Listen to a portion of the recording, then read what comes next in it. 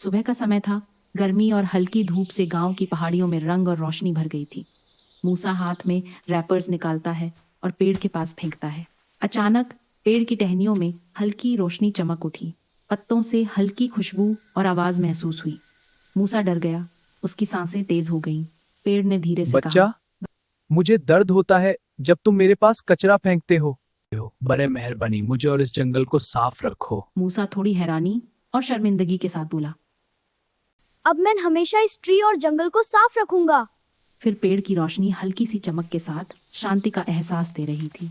मूसा धीरे से झुककर रैपर्स और बोतलें उठाता है और टोकरी में डालता है। छोटे छोटे जानवर भी उसकी मदद करते हैं। मूसा ने पेड़ के पास एक छोटा लकड़ी का बोर्ड लगाया, कीप क्लीन, रिस्पेक्ट नेचर। फिर वह पेड़ के नीचे बैठ गया। मूसा ने धीरे से कहा, कथावाचक, छोटी छोटी अच्छाइयाँ और प्रकृति की देखभाल करना हमेशा अच्छी चीज़ है। प्रकृति का सम्मान करो और हमेशा साफ सुथरा रखो।